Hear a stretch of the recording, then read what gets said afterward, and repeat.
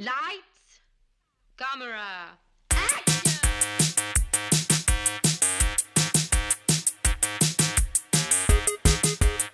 Bonjour à tous et bienvenue à On Jase de film, le podcast où je m'entretiens avec un invité ou une invitée de ses goûts en cinéma. On passe sur 3 coups de cœur, un film détesté et un plaisir coupable, quelque chose d'un peu quétaine, que la personne veut bien nous annoncer.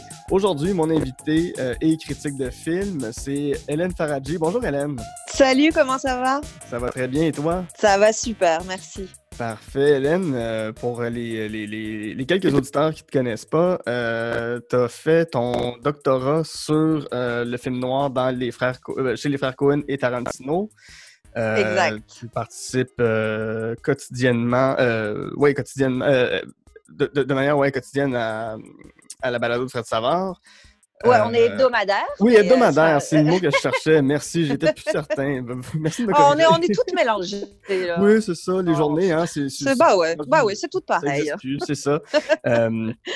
T'es à la tête du portail cinéma de Radio-Canada. Ouais. On peut te lire dans un livre que tu as écrit, Le cinéma américain, publié chez Septentrion, qui est un dérivé d'Aujourd'hui l'Histoire, l'émission de Radio-Canada. Mm-hmm. Hélène, c'est quoi ton rapport au cinéma? Comment c'est venu ton amour pour le cinéma? Amour, oui, c'est le mot est juste. C'est venu de l'enfance. Hein. Je pense que tous les gens qui sont passionnés de cinéma, il y a quelque chose qui est lié à l'enfance, c'est sûr.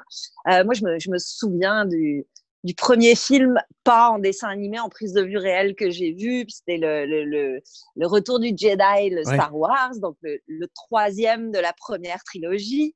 Qui m'avait renversé. J'avais l'âge parfait. Les Ewoks, pour moi, il n'y avait rien de mieux sur la planète que les Ewoks. C'était extraordinaire. Puis ça, je sais pas, il y a quelque chose de...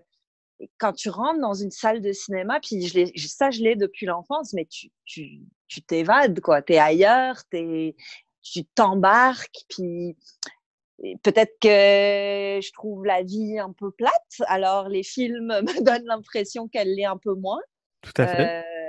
Puis c'est ça, après ça, c'était les expériences au cinéma qui m'ont vraiment fait aimer la salle de cinéma, puis les films eux-mêmes, c'est des espèces de rendez-vous que j'avais avec ma mère le samedi après-midi où on enchaînait entre 3 VHS, on avait Cabaret de Bob Fosse, on avait Singing in the Rain, puis on avait Holy Grail des Monty Python. Wow! Tout un programme. C'était vraiment notre petit rendez-vous du samedi. On en regardait un des 3. Puis, je sais pas, il y a quelque chose de... Ça crée de l'intimité beaucoup, le cinéma. Hein. Ça crée des souvenirs, ça crée de l'intimité. Puis partager un film avec quelqu'un, je sais pas, je trouve que c'est une belle façon de dire je t'aime aussi. Tout à fait. Voilà, ça vient de l'enfance. Oui. Puis à quel moment tu as su que tu voulais faire un métier de cet amour-là? Au début, c'était pas clair. À l'adolescence, il y avait quelque chose de très romantique dans l'idée de je veux écrire absolument, mais en même temps, j'aime le cinéma. Je savais pas très bien comment concilier tout ça. Puis petit à petit, l'envie d'écrire sur les films a commencé à naître. Et j'ai commencé tout de suite en rejoignant différents journaux communautaires, étudiants, etc. Puis à peu près en même temps, j'ai commencé à faire de la radio aussi. Et là, je me suis rendu compte que, oui, je veux écrire sur le cinéma, mais peut-être je veux en parler à la radio. Aussi. Ça me plaisait beaucoup, beaucoup, beaucoup. Parce que je trouve qu'à la radio, bizarrement, alors que c'est pas un média visuel, c'est peut-être le média ou la façon de parler de cinéma qui parle le plus à l'imaginaire des gens. Il y a quelque chose qui se connecte à l'imaginaire quand on parle et qu'on n'est pas visible, qui me semble assez magique et qui correspond parfaitement aux émotions que provoque le cinéma chez moi. Fait que c'est ça, c'est né d'une envie d'écrire, puis qui s'est peu à peu transformée. Puis après, j'ai eu un parcours... il n'y a pas d'école pour devenir critique de cinéma, ça n'existe pas. Non. Au départ, je m'étais dit un peu naïvement, je vais essayer d'être journaliste, parce que ça avait l'air d'être le truc qui se rapprochait le plus. Donc, j'ai commencé par vouloir faire une école de journalisme. En France, c'est par des écoles. Puis, c'était sur concours. Et ce concours, c'était un truc de culture générale. Et le seul domaine que je connaissais pas, c'était le droit. Donc, j'ai commencé des études en droit. Finalement, j'ai raté le concours de journalisme. Je me suis retrouvée à Montréal pour un échange étudiant. Et je sais pas, peut-être c'était le fait d'être loin de chez moi ou peu importe, mais j'étais en sciences politiques. Puis tous les jours, je passais devant le département de cinéma. Et il y a eu un jour ici à l'Université de Montréal où j'ai fait bah non, je veux pas être en sciences politiques, je veux pas être journaliste. Ouais. Je vais étudier dans ce que j'aime. Puis là, je me suis inscrite en cinéma. Puis ça a continué comme ça. Super. Ben, partons avec ta liste maintenant. Ouais. Et allons-y avec un des plus grands classiques du cinéma américain et probablement le plus grand classique de la comédie musicale, Singing in the Oui. Rain, 1952 de Gene Kelly et Stanley Donen. Ça met entre autres en vedette Gene Kelly lui-même, mais aussi Debbie Reynolds. Ouais. Euh, Qu'est-ce que ça raconte, Ah, Singing in the ben, Rain? en fait, ce que ça raconte, c'est le passage du muet au parlant à Hollywood. Donc, comment les films se sont adaptés à cette révolution technologique. Et ça le fait à travers le destin de deux personnages principalement. Donc, Gene Kelly qui joue un acteur qui, lui, va réussir très bien. Puis, il faut qu'il fasse cette transition-là avec son acolyte du muet, qui elle, est une actrice très aimée, mais qui parle du nez de façon monstrueuse, qui donc est pas capable, qui a une diction absolument terrible. Et donc, on engage une jeune fille qui chante merveilleusement bien, qui parle merveilleusement bien, mais qui va rester backstage, donc qui va rester cachée et faire la voix de la vedette. Puis ça raconte toutes leurs aventures et comment ils vont tomber amoureux. Et puis, comme tu l'as dit, c'est une comédie musicale, donc tout ça avec chansons, danse et tellement d'humour, tellement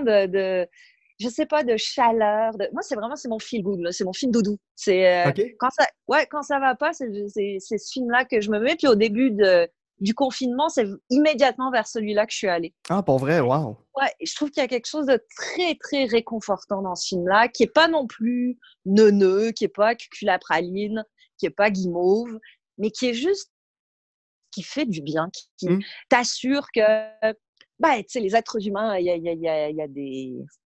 a des infréquentables, mais il y a aussi quand même des belles réserves de bonté, puis d'humour, puis d'ingéniosité.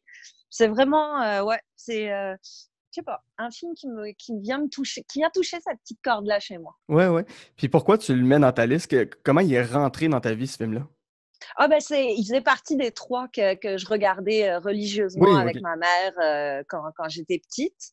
Mhm. Puis j'ai moi-même une petite fille, puis je lui ai fait voir il y a pas longtemps. Puis j'espère qu'elle le fera voir à ses enfants et on en est. Je trouve que c'est un beau film à transmettre. Tu sais, cette idée aussi que ben, la gloire, puis la beauté ou les apparences, c'est pas forcément ce qu'il y a de plus intéressant chez une personne. J'aime beaucoup ça. Ouais. Parfait. Puis ton rapport à la danse, à la musique, il se manifeste comment aussi?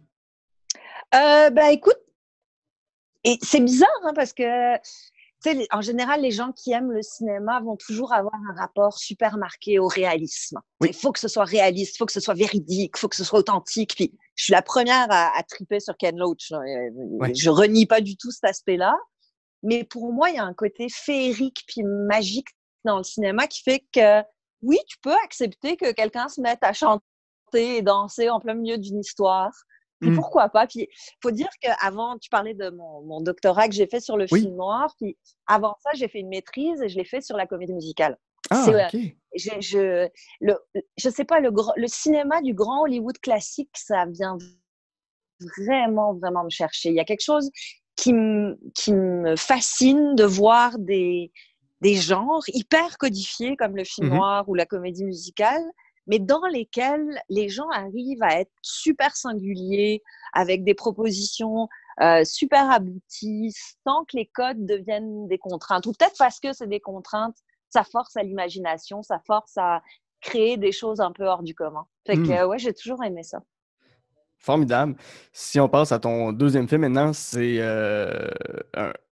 un film qui, moi aussi, me rejoint beaucoup par son réalisateur, la force scénaristique de cet homme. C'est un dialoguiste de génie. C'est un metteur en scène brillant. C'est Some Like It Hot de Gene Wilder. C'est un film de 59. C'est de Billy Wilder. Billy Wilder, oui, ben oui. Pourquoi j'ai dit Gene? En plus, j'avais écrit Billy dans mes notes. Je te dis, on est tout mêlé. On est tout mêlé. Il n'y a plus rien qui tient. Il n'y a plus rien qui tient. Non, c'est ça. Non!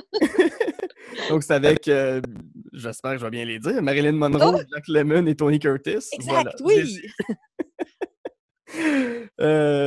Billy Wilder, à qui on doit des grands films, c'est Sunset Boulevard, The Apartment, Double Indemnity, 7-Year Itch. Et ouais, aussi. Et pourquoi c'est Some Like It Hot que toi, tu choisis parmi toute sa filmographie? Mais c'est vrai que j'aurais pu choisir d'autres. Sunset Boulevard, c'est un monument. C'est extraordinaire. Quand tu penses, c'est un type qui est mort qui nous raconte une histoire. Mm-hmm. Le film s'ouvre sur la voix de quelqu'un qui est déjà mort. C'est brillant. C'est juste brillant. Mais Some Like It Hot, c'est Marilyn. J'adore Marilyn Monroe. Vraiment, j'ai une passion pour cette actrice que je trouve sous-estimée, voire même mésestimée. On a retenu le sexe symbole, on a retenu les courbes, la femme enfant, le côté hyper glamour sexy, mais on a un peu oublié que c'est une actrice de comédie en particulier incroyable. Elle a un timing qui est unique. Vraiment, et c'est cette espèce de mélange de sensualité puis d'innocence, pas feinte, de vraie candeur, fait que moi, je la trouve irrésistible. Vraiment, puis c'est une formidable actrice dramatique. Elle l'a un peu moins montré, malheureusement. Mais en comédie, j'ai jamais rien vu de tel. J'ai jamais rien vu dans les actrices qui étaient capables de s'approcher de ce qu'elle fait. Puis là, dans Some Like It Hot, c'est peut-être le joyau de sa filmographie comique, en tout cas. On commence dans le Chicago de 1929. On assiste, en fait, au massacre de la Saint-Valentin. Et on est avec deux musiciens qui vont se retrouver témoins, malgré eux, de ce massacre-là, donc poursuivis par la mafia. Et pour s'en sortir, ils vont se déguiser en femmes. Et ils vont rejoindre... par toutes sortes d'aventures, ils vont rejoindre un orchestre de femmes dont Marilyn est la joueuse de ukulélé. Et il va évidemment arriver toutes sortes d'aventures, tout le monde va tomber amoureux de tout le monde. C'est aussi un film d'une grande... c'est réalisé en 59 et ça a une ouverture d'esprit, une vision du monde et des relations amoureuses qui sont d'une modernité. Même aujourd'hui, j'ai l'impression qu'on n'aurait peut-être pas la même ouverture d'esprit et la même modernité. Je trouve que c'est un film vraiment à la fois charmant et brillant. Il y a quelque chose de... Tu sais, on en voit plein des films brillants où tu es comme complètement en admiration devant l'intelligence de ceux qui ont fait ça. Mais Some Like It Hot, en plus, a un côté hyper accessible. C'est-à-dire, c'est pas un film qui t'écrase de son intelligence alors qu'il l'est de façon manifeste, mais il y a quelque chose d'hyper, j'ai envie de dire facile, même si le mot est pas très beau, mais d'hyper... Ouais, c'est facile de rentrer dedans. C'est ça le génie de Billy Wilder, en fait, c'est d'être brillant, mais de comprendre que l'art du cinéma, c'est d'abord et avant tout de raconter une histoire. Puis c'est ce qu'il fait. Et il le fait avec, encore lui, en profitant évidemment du génie de ses acteurs, mais il le fait là aussi avec des rebondissements, un timing pas possible, tu le disais, des dialogues, tu pourrais tous les noter puis t'en faire des t-shirts, tellement c'est... vraiment. C'est tellement... c'est précis, c'est drôle, c'est... vraiment, je suis en admiration totale devant ce film. C'est un gars qui peut partir d'une situation comme là, c'est un massacre qui part souvent de situations tragiques, comme Sunset Boulevard, tu l'as dit, c'est un gars qui est mort noyé dans une piscine. The Apartment, c'est une femme qui cherche à se suicider. C'est souvent, il part du tragique puis qui amène la lumière, qui amène la comédie là-dedans. Exact. C'est brillant, c'est brillant. Ben, c'est la vie, tu sais, je veux dire, c'est cette espèce d'univers qu'on connaît tous où le plus terrible côtoie le plus amusant, le plus absurde.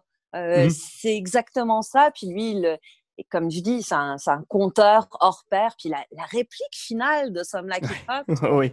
Quelle intelligence. C'est un des deux qui est déguisé en femme, qui, déguisé en femme, s'est trouvé un amoureux qui est un vieux milliardaire. Puis à la fin du film, bon, je spoil, tant pis pour Oui, ceux c'est un qui film n'ont de pas vu. 59. Il y a 60 C'est ans, je pense ça, on qu'on va dire peut. que. Puis donc, celui qui s'est déguisé enlève sa perruque et dit « Mais je suis un homme ». Et le vieux monsieur milliardaire lui répond « Mais, well, nobody's perfect ». Je Nobody's trouve perfect. ça, c'est merveilleux. C'est merveilleux. C'est d'une modernité, puis un jeu aussi avec les conventions sociales, avec... en 59, on n'était pas tout à fait prêt à accepter les choses comme on les accepte aujourd'hui, et que Billy Wilder soit allé là et que ça ait passé sous les contraintes des codes de censure X et Y, chapeau quand même. Chapeau, oui, puis, Monsieur Wilder. Mais justement, tu parles des codes de censure, justement, lui aussi, en plus d'être un bon scénariste, un bon réalisateur, c'est un as pour contourner le code Hays. Ben oui. Qui limitait tout, justement, dans Seven Year Itch, où il fait passer toute la sensualité de Marilyn Monroe, puis toute la charge sexuelle de cette femme-là. C'est ça. Puis ça passe. Mais tu vois, c'est ce que je disais tout à l'heure, c'est que Hollywood, c'était tellement des codes et des contraintes que ça demandait aux créateurs d'être 10 000 fois plus inventifs. Et souvent, ça donne des résultats qui sont peut-être plus mémorables que quand tu peux tout montrer et tout dire. Oui, effectivement. Peut-être.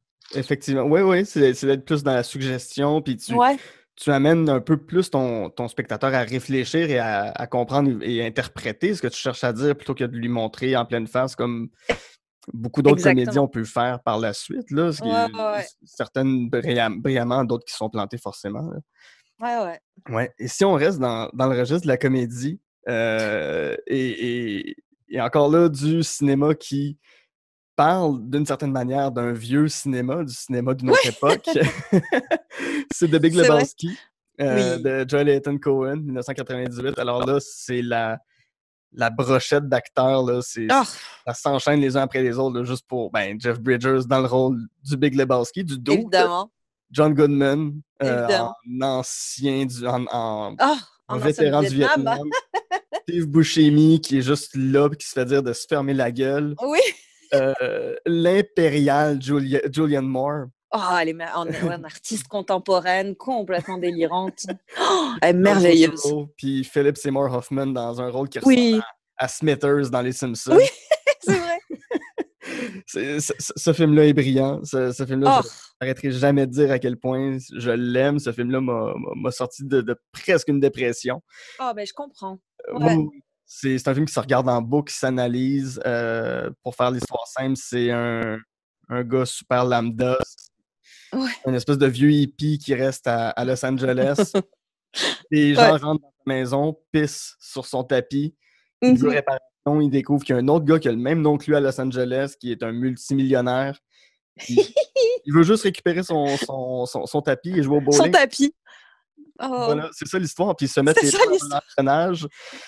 Ça va de plus en plus mal. Puis c'est un film néo-noir. C'est du noir des années 80.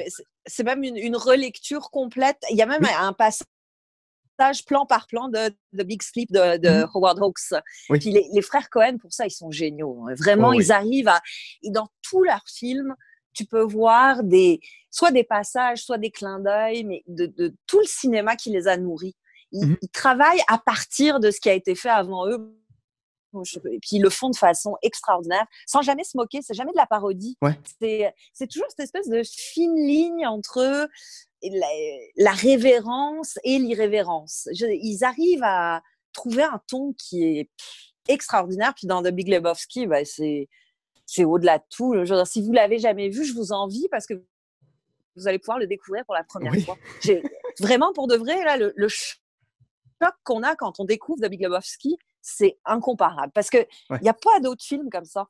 Il n'y a pas d'autres films qui nous demandent de suivre un slacker. Oui, il y en a, mais qui ont cette espèce d'humanité, de tendresse, de moquerie en même temps, d'inventivité, puis de pure mise en scène. Parce que c'est un gros travail de mise en scène des Cohen là-dedans. qui mélange, c'est ça le film noir, il y a un passage de comédie musicale, il y a un passage de bowling complètement délirant avec Jesus qui est joué par John Turturro. Et que tous ces morceaux-là marchent ensemble, alors que ça aurait pu être un patchwork complètement mal assemblé ou bizarre. Non, tout ça est hyper cohérent, tout ça crée un univers qui... moi, j'aurais voulu habiter dans ce film-là. Ah, tout à fait. Je pense. Tout Vraiment, là, j'aurais voulu que ce soit mon voisin, le dude.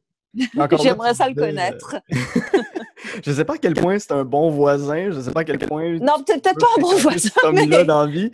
Encore moins le personnage de John Goodman que tu veux vraiment pas avoir dans ta vie. C'est un type. Non, mais en même temps, tu veux l'avoir de ton bord. Oui. Si t'es dans un. Je sais pas, s'il y a quelque chose qui se passe mal, tu veux qu'il soit de ton bord. Oui. Quand même. Si on est pour spoiler encore une fois, il arrache quand même une oreille d'un gars avec ses dents. Ouais. Puis mais c'est traité d'une façon, c'est traité de façon comique. C'est juste, c'est arrivé. Puis on passe à autre chose. C'est ça. Mais tu vois, ce que j'aime, c'est que le comique est jamais non plus ridiculise jamais les événements tragiques de la vie. Tu sais, la scène, évidemment, bon là encore on spoil, tant pis, mais les cendres de Buscemi, bon, il faut aller les disperser. Ça leur revient dans la face parce qu'ils sont mis dans le mauvais sens du vent. C'est vraiment con. Mais c'est drôle, mais en même temps, c'est super touchant comme moment. Il y a quelque chose de... Ils viennent de perdre leur ami, puis c'est un moment... Oui, plein d'humanité. Ça, avec tout ce que l'humanité peut avoir parfois d'absurde, parfois de grotesque, parfois de cocasse, mais en même temps de profondément émouvant. Ce film-là se moque jamais de rien et ça, j'aime beaucoup. Tout en nous faisant rire. C'est ça. Comment tu l'as utilisé justement, ce film-là, pour ton doctorat? En fait, mon doctorat, l'idée, c'était de montrer comment les Coen et Tarantino ont travaillé le film noir. Donc, c'est vraiment les premiers Coen, les premiers Tarantino. Je m'arrête à Jackie Brown. Oui. Puis, de Big Lebowski, c'est sûr que l'histoire, c'est la même que celle de The Big Sleep. Oui. C'est le même principe. C'est un homme qui est engagé pour enquêter sur le kidnapping, la disparition de la femme, la fille dans un cas puis dans l'autre. Et les Coen retravaillent ça avec plein d'éléments qui viennent d'ailleurs. Donc moi, l'idée, c'était de montrer que, en fait, j'importais un concept d'histoire de l'art qui s'appelle le maniérisme et qui représente les peintres qui sont arrivés après les peintres de la Renaissance. Donc, pendant la Renaissance, les peintres avaient quasiment touché la perfection. En termes de couleur, d'harmonie, de perspective, on le voit encore, c'est incroyable de véracité, d'authenticité, de ressemblance avec le réel. Puis les peintres qui sont arrivés après, forcément, ils ne pouvaient pas faire mieux. On ne peut pas vraiment faire mieux que l'idéal. Et donc, il a fallu se trouver leur façon de s'exprimer. Et ça a été par le fait de déformer des perspectives, de allonger certains aspects des corps des gens qui peignaient. Un des trucs les plus célèbres, c'est la Vierge au long cou, qui est une peinture avec une vierge qui effectivement a un très très long cou. Et le maniérisme, en fait, c'était une façon, par ces déformations-là des images, de montrer une certaine angoisse d'arriver après la perfection. De dire, vu qu'on ne peut pas être plus parfait que la perfection, mais c'est un peu stressant, puis voilà notre état d'esprit du moment. Mon idée, ça a donc été de dire que le film noir classique était déjà une déformation maniériste du film de gangster, qui est arrivé un petit peu avant, puis qui était une version presque idéale de cinéma policier, avec des bons et des méchants très clairement identifiés, etc., etc. Donc, que le film noir était un genre maniériste, et que ceux qui sont arrivés plus tard, donc les Coen, Tarantino, eux, inventaient un post-maniérisme, c'est-à-dire qu'ils déformaient encore le modèle, la perfection, mais cette fois avec humour. Donc avec des éléments qui venaient perturber, qui venaient déformer la forme classique, mais avec cette espèce d'humour qui est très, très particulier parce que, encore une fois, ils sont jamais dans la parodie. Parce qu'il y en a eu des déformations pleine d'humour, du film noir, mais on tombait peut-être plus dans ce qu'on pourrait appeler le postmodernisme. Donc, on est presque dans la caricature, dans la parodie, dans le fait, on utilise des vieux trucs pour s'en moquer un peu ou pour faire des super gros clins d'œil. Là, les Coen, Tarantino, c'est pas ça. Hein. Il y a quand même, par exemple, la mort, elle reste toujours grave chez eux. Même si elle est traitée avec humour, il y a tout le temps ce sens du tragique qui est là. Ça arrive, tout ce qui arrive, ça arrive pas à des personnages en carton. Il y a des émotions, il y a des deuils, il y a de la gravité, même si tout ça est enrobé sous de l'humour, parfois quand même assez niaiseux. Oui. Puis non, c'est tout à fait juste de dire ça, justement, que la mort est toujours traitée avec gravité chez les Coen. Bon, Steve Buscemi est mort plusieurs fois dans leur cinéma. Oui, oui, c'est vrai. De façon très drôle à certains moments, mais c'est ça, il reste qu'il y a une charge de... Oui, c'est émouvant, c'est touchant. Oui, c'est ça. Puis oui, c'est drôle comment il meurt ou c'est drôle comment c'est filmé, mais on sent quand même toute la charge qui en un plan, sont capables de rendre ça. C'est assez brillant. Oui, vraiment. Les Coen, c'est... Écoute, je ne sais pas si un jour on pourra de nouveau avoir un film des Coen. Je ne sais pas dans quel état on va ressortir de tout ça, tout le monde, mais c'est des grands du cinéma mondial. Oh oui, puis toute leur filmographie mérite d'être vue. Vraiment. Très peu de faux pas dans leur cinéma. À peine. À peine. Puis comment c'est rentré dans ta vie, justement, ce film-là, de Big Lebowski? Ah, j'aimais déjà les Coen, mais pas d'un amour inconditionnel. Mais en fait, c'est que ma maman s'appelle Anne-Marie Lebowski. OK. Et donc, quand ma famille, du côté de ma mère, on a su que ce film-là sortait, c'était sûr, donc on pouvait pas le rater. Fallait absolument qu'on aille le voir. Donc, moi, je me suis précipitée au cinéma dès qu'il est sorti, puis ça a été une révélation. Hein. Puis, tu sais, le dude me faisait un peu penser à mes oncles. Alors, c'était comme si c'était mon film. Là. C'était écrit dessus que fallait qu'on s'aime, lui et moi. Puis ça a marché. Parfait. Écoute, sur ces beaux souvenirs et ton hommage de doudéisme à tes oncles, ah oui! On va faire une petite pause et on revient de l'autre côté. Parfait.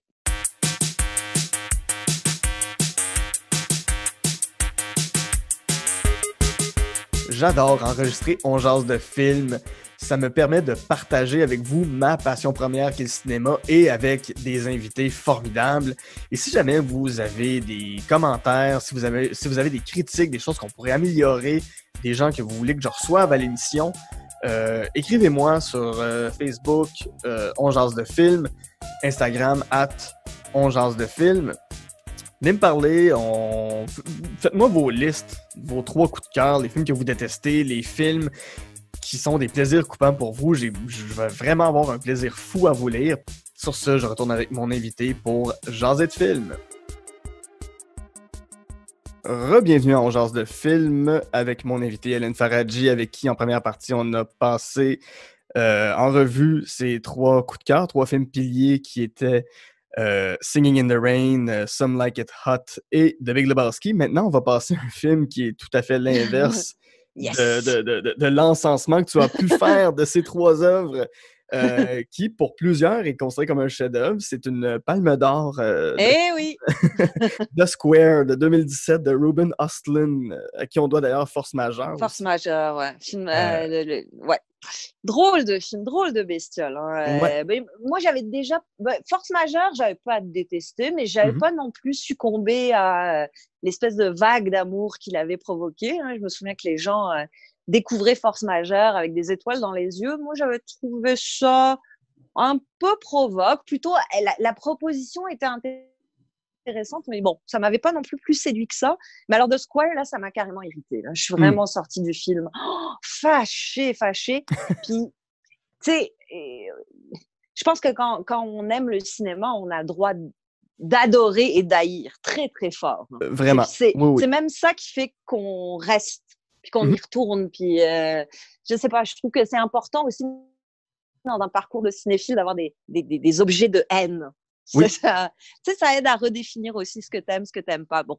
Mais bref, ce film-là, on est à Stockholm, on est avec le directeur d'un musée d'art contemporain qui s'apprête à préparer une nouvelle expo qui s'appelle donc The Square, et il va se faire voler son portefeuille. Voilà, grosso modo, pour les trames. Puis ça, c'est une succession de petites vignettes hyper publicitaires où tu as l'impression que le réalisateur, en fait, fait juste illustrer des slogans, puis des slogans super provocateurs. Il y a quelque chose d'hyper... je sais pas, complaisant.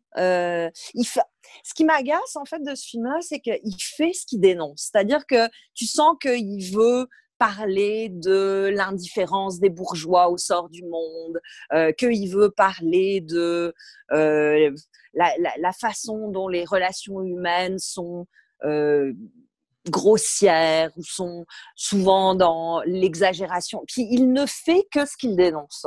Ça, il réduit tout à des espèces de slogans. Puis, honnêtement, j'aime pas Lars von Trier non plus, mais je pense dans le genre provocateur, je préfère au moins Lars von Trier, qui me semble s'assumer, qui me semble un peu moins donneur de leçons. Ouais. C'est ça qui m'a agacée de The Square, c'est que j'avais l'impression de me faire la leçon par quelqu'un qui n'écoutait même pas sa propre leçon. Fait que il y a pas de... Il n'y a pas de pensée dans ce film-là. C'est comme si on se vautrait dans les bassesses humaines tout au long du film, avec complaisance, il a l'air très content de lui, hein, ce réalisateur-là, très content de ce qu'il est, puis de ce qu'il pense, puis de ce qu'il fait. Moi, regarder un exercice d'onanisme cinématographique, ça m'intéresse moyennement. Fait que... j'ai rien contre la provoque au cinéma, mais je pense que Ruben Östlund s'est pris pour Marco Ferreri, puis il a pas les chops pour. Voilà. On va le dire comme ça. Puis... En fait, c'est que de la gueule, ce film-là. C'est que du vent. C'est que ça crie très fort, mais ça dit rien. Fait que bon, l'intérêt pour moi est très limité. J'ai l'impression que tu me décris quelqu'un qui a lu un livre de Frédéric Beigbeder et qui s'est dit « je vais en faire un moi aussi ». C'est peut-être un peu ça. Ouais, il y a ce petit côté très... Moi aussi, je suis capable de vous expliquer le monde dans lequel vous vivez, puis regardez comme vous êtes con. Ah, ok. Bon, voilà. Nous avons vu, puis ça ne nous intéresse pas. En fait, ça ne m'intéresse pas parce qu'il a quand même une palme d'or, fait que je dois être un peu toute seule. Mais c'est pas grave, je l'assume parfaitement. Tant mieux. Mais c'est ça, c'est comme on disait tout à l'heure par rapport au cinéma sous les censures, sous les codes Hays, qui avait des limites. Ici, j'ai l'impression que tu me parles d'un film qui, justement, parce qu'il n'y a aucune limite, il se permet de tout faire, puis finalement, il nous sert quelque chose d'un peu grossier, d'un peu... écoute, je vais raconter encore une fois la fin, tant pis, hein, ça va être l'épisode où je donne la fin des films. Mais ça n'a aucun bon sens. La fameuse exposition de Square, c'est un carré dans une cour pavée, puis au milieu, il y a une petite miséreuse, une petite fille, en haillons, toute sale, toute cradotte, qui a l'air de ne pas avoir mangé depuis je ne sais pas combien de temps, puis elle explose. C'est ça le punch. Elle explose. Ça n'a pas de bon sens. Je veux dire, c'est pour nous dire, vous êtes des parvenus, sentez-vous mal de comment vous traitez les pauvres. Oui, mais tu le fais aussi. Ça n'a pas l'air réfléchi, son truc. Ça n'a pas l'air pensé. Puis justement, peut-être que le fait qu'il y ait eu des contraintes dans le cinéma plus classique, on va le dire comme ça parce qu'il ne l'était pas, mais je pense que ça a forcé les cinéastes à réfléchir à ce qu'ils voulaient dire. Et là, dans ce cas-là, moi, j'ai eu l'impression de quelqu'un qui me jappait après, mais qui n'avait pas pensé plus qu'il fallait au monde dans lequel il vit. Ou en tout cas, pas avec générosité. Puis, quand on prend la parole publiquement, que ce soit un cinéaste ou n'importe qui d'autre, on est quand même responsable de ce qu'on dit. Puis, il me semble, le cinéma, ça doit d'abord être un acte de générosité. D'abord et avant tout, je crois. Voilà. C'est assez caricatural aussi, justement, de prendre cette situation-là, comme tu décris, de je vais critiquer quelque chose, puis ça reste une question de diégétique, ça reste dans le film. C'est un gars qui Oui. s'offusque contre la façon qu'on traite les personnes dans une situation de misère et qui décide de faire encore plus de mal, finalement. C'est Oui. un peu Et c'est incohérent, c'est ça. ça. Puis, puis, tu sais, je veux dire, les espèces de vignettes où ils nous déclinent que les hommes, c'est tous des orang-outans, puis les femmes, toutes des hystériques. Bon, OK. Voilà, pour moi, c'est pas ça le cinéma. Ça m'ennuie. Puis ça, en fait, probablement que le fait qu'il a eu la Palme d'Or a ajouté à mon agace. Ça aide jamais. Ouais, ça aide Non, jamais. c'est ça. Sinon, il serait peut-être relativement. Tu vois, aujourd'hui, on est quand même quelques années plus tard. Oui. Il l'a eu en 2017. Oui. Ça fait 3 ans. Puis, j'y repense pas à ce film-là. Il me hante pas négativement. Mais le fait qu'il ait eu une Palme d'Or, sur le coup, ça m'avait vraiment, vraiment. Ouais. J'étais pas contente. Donc, et enfin, si on pense à j'ai demandé un film qui était un plaisir coupable. Mais toi, tu m'as envoyé des genres de films qui sont les films de danse, les films de sport et les films de requins. C'est très spécifique. C'est une sous-catégorie du cinéma. On va commencer avec les films de danse. On a parlé de Singing in the Rain au début. Qu'est-ce qui vient de prendre dans ces films-là? C'est comme le petit cousin moche des comédies musicales, les films de danse. C'est un peu, c'est pas bon. Hein. Faut pas vous aller vers là en pensant que ça va être aussi bon que West Side Story. Non, c'est les step-up. J'aime beaucoup les step-up. Il y en a 4, 5, je sais plus. Il y en a beaucoup. Hein. Mais je sais pas, il y a quelque chose dans les films de danse un peu quétaine comme ça. Puis ça fait longtemps qu'il y en a pas eu. Mais qui, encore une fois, tu vois, tu me fais prendre conscience que j'aime ça, l'idée des contraintes puis des codes. Parce que ceux-là, c'est des films qui ne font que répéter obéir aux codes. Il y a des codes hyper clairs. Il faut que ça danse, il faut qu'il y ait un danseur classique traditionnel, un danseur de rue qui va bouleverser la vie du danseur traditionnel par ses moves beaucoup plus libérés. C'est toujours un peu le même moule, la même formule.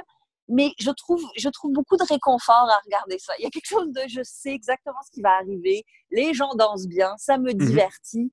Je l'oublie aussi vite.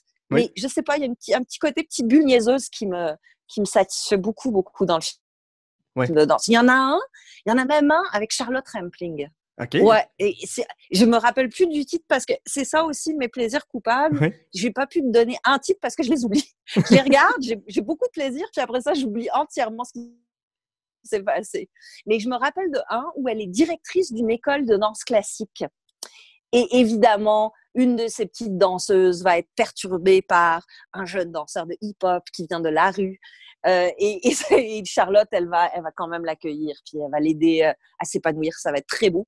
Mais tu vois, des fois, il y a des petites surprises comme ça dans les films de danse qui me plaisent bien. J'aime bien voir Charlotte Rampling là-dedans. Ça me fait rire. Je pense, ma sœur en écoutait beaucoup quand elle était jeune. Je crois que c'est le film que tu me décris, ça ressemble à l'histoire de Step Up, mais pas Step Up, mais Save the Last Dance, mais en même temps, c'est un peu toujours la même histoire. Oui, c'est ça, c'est toujours la même chose, mais c'est possible. Oui, Save the Last Dance, j'irai vérifier juste pour savoir, mais ils se valent tous. Hein. Il y en a pas un meilleur que d'autres. Puis j'ai l'impression, tu sais, c'est ça, la façon que tu me décris le film de danse, c'est le pendant féminin des films très masculins de sport qui sont toujours sur le même canevas, eux autres aussi.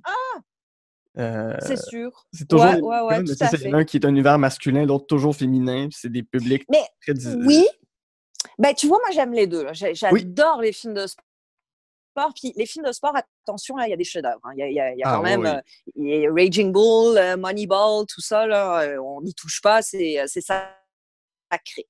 Mais il y a toute cette espèce de catégorie de films de sport un peu push, très codifié là aussi. Hein, le jeune athlète qui débarque, qui est l'espoir de sa ville / sa famille, qui va réussir pendant un temps, qui va se blesser, ou en tout cas il va arriver quelque chose qui va le faire tomber, puis il va rejaillir grâce à sa blonde, son entraîneur, sa famille, Dieu, allez savoir. Oui. Il y en a plein, plein, plein.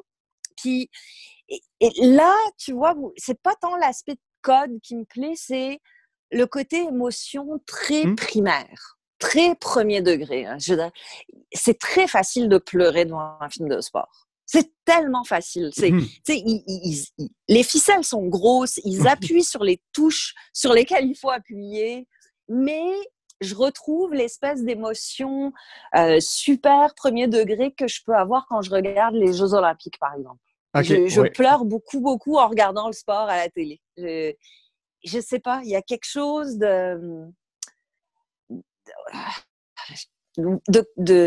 ça vient appeler quelque chose en nous de très fondamental, je crois. Ça devient la viscéral, victoire ou la défaite. Ouais, c'est ça. Ce n'est qu'une question de victoire ou de défaite après tout. Il y a rien d'autre qui est en jeu. Puis, on le connaît tous, ce sentiment-là. Hein. Tu sais, que ce soit en sport ou ailleurs, on peut tous se raccrocher à ça. Puis le film de sport, en général, vient vraiment taper super juste sur cette corde-là. Mais j'aime beaucoup les mauvais films de sport aussi. Okay. Tu sais, en souvenir, We Are Marshall, ça, j'adore. Hein. Ou, même pour toujours les Canadiens, je le prends. Je suis là. Je vais le voir. Je suis très heureux. Lui, il m'a pas fait pleurer, là, sauf de rire. Mais non, je sais pas. Il y a quelque chose de facile pour moi dans le film de sport que j'aime, qui me détend, qui me fait du bien, puis qui libère. C'est très cathartique. Tu sais, c'est très. Même si le film est mauvais, je sais que je vais pleurer. Puis je m'en veux pas. Là, c'est pas grave. Non, il faut pas. Je pleure. Non, c'est ça, mais tu sais, il y a des gens pour qui l'émotion au cinéma, c'est quelque chose de précieux, puis de noble, puis de sacré, puis je respecte ça tout à fait. Mais je pense que ces films-là, ils ont aussi ce mérite-là. Ils nous font pas réfléchir, ils nous divertissent pas tant que ça, mais ils sortent une émotion. C'est cathartique. Ils sortent le méchant. Je sais pas, quelque chose dans le dépassement de soi, dans les valeurs qui sont très premier degré aussi. C'est presque des films pour enfants, en fait, les films de sport. Hein. Vraiment. Non, mais c'est vrai.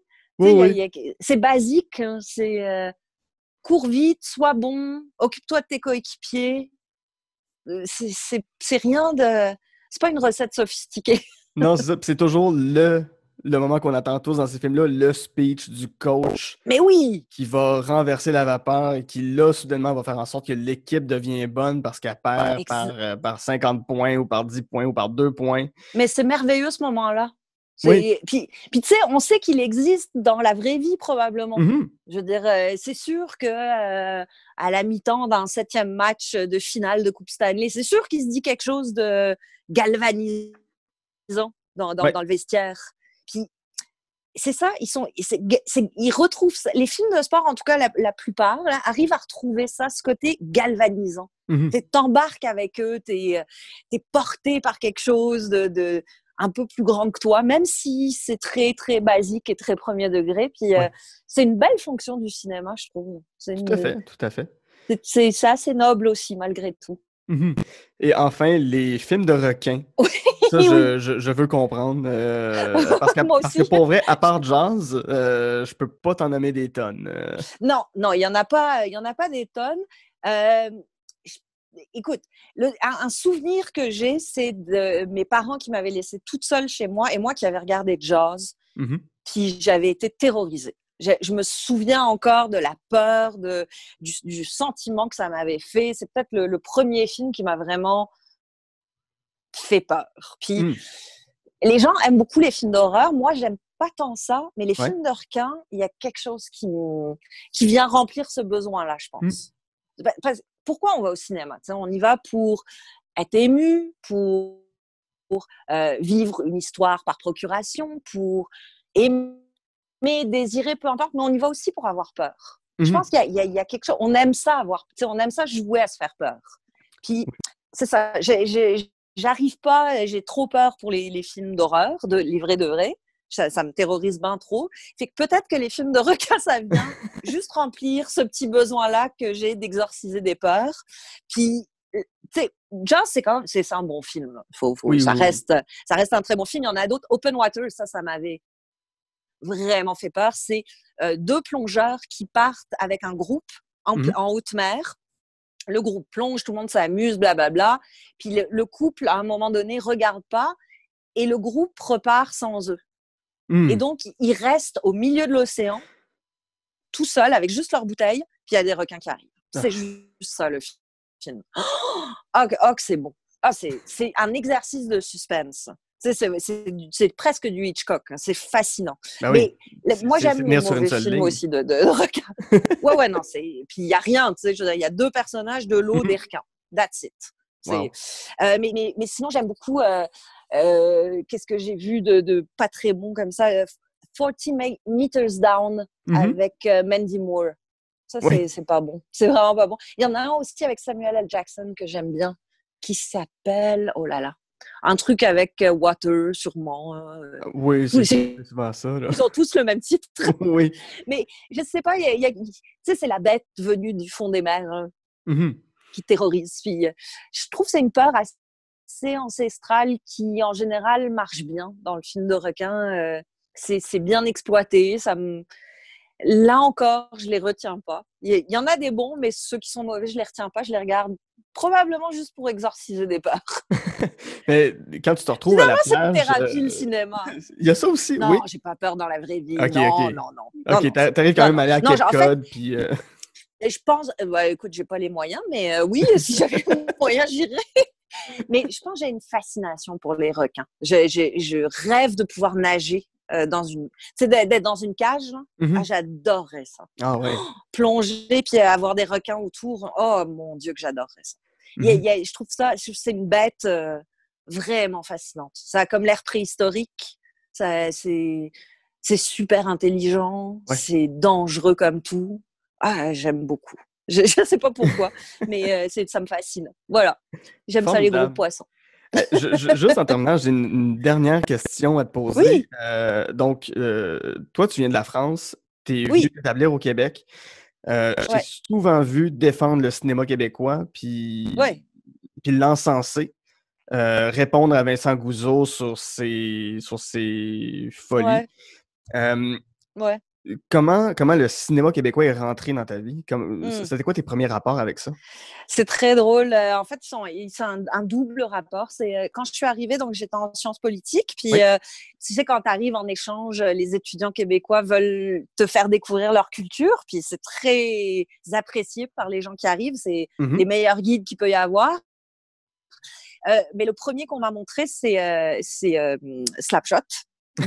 doublé en québécois. C'est un film québécois. Vraiment c'est ma première expérience, donc j'étais un peu dubitative, je ne comprenais pas très bien. Mais après ça, par contre, j'ai eu la chance d'avoir quelqu'un qui m'a mis entre les mains Yes Sir Madame de Robert Morin. Et ça a été mon premier film québécois. J'en reviens encore pas. Je le regarde tous les ans. J'aime profondément. Et en plus, pour moi, c'est un film qui... Même si que j'arrivais au Québec, je ne comprenais pas encore très, très bien, mais je trouve que c'est un film qui comprend et condense ce que c'est que l'identité québécoise. Ouais. On devrait le faire voir à tous les le faire voir à tous les gens qui arrivent. Et puis, plus tard, j'ai compris que dans ce film-là, il y avait aussi quelque chose qui me plaisait énormément du cinéma québécois. C'est ce côté qui peut paraître tout croche aux yeux de certains, mais que moi, je trouve... surtout inventif. Et c'est ce que j'aime du cinéma québécois, c'est que c'est un cinéma qui n'a pas beaucoup de moyens, mais qui cherche, qui trouve, qui invente des façons de faire, c'est pas pour rien que le faux documentaire ou le documentaire est si répandu ici. Tu sais, c'est une forme qui coûte pas si cher, qui est plus économique, mais par laquelle on peut être super inventif, on peut créer des choses qui n'existent pas du tout ailleurs. Fait que, tu vois, autant j'aime du cinéma américain, c'est ton espèce de jeu avec les codes, autant j'aime du cinéma québécois sa profonde liberté, sa façon d'inventer qui il est constamment. Ça me plaît énormément. il y a une liberté que je vois pas ailleurs. Oui. Encore une fois, c'est la notion de contrainte qui revient. Ouais, bah oui, c'est sûr. Hein, mais tu sais, j'aime beaucoup le film noir. J'ai fait mon doctorat là-dessus. Puis le film noir, ça n'a existé que parce qu'il y avait des contraintes économiques folles dans les studios. Puis souvent, ça nous fait peur, les contraintes, puis c'est normal, mais c'est aussi des occasions d'inventer des façons de faire qui peuvent être extraordinaires. Tout à fait. Écoute, Hélène, ça a été un plaisir de te recevoir à mon merci podcast. Beaucoup. Qui sait, un jour, on fera peut-être une prise 2 avec d'autres films qui t'ont marqué. Ça serait génial. J'adore. En terminant, si les gens, je sais pas si tu veux que les gens te suivent sur les réseaux sociaux, quoi que ce soit, où est-ce que les gens peuvent bien sûr, trouver ce que tu fais? La section cinéma du site de Radio-Canada, donc Radio-Canada/cinéma, et puis la balado de Fred Savard, disponible tous les samedis sur toutes les belles plateformes. Formidable. Donc, je m'appelle Guillaume Saint-Cyr et avec Hélène Faragy, on a jasé de film.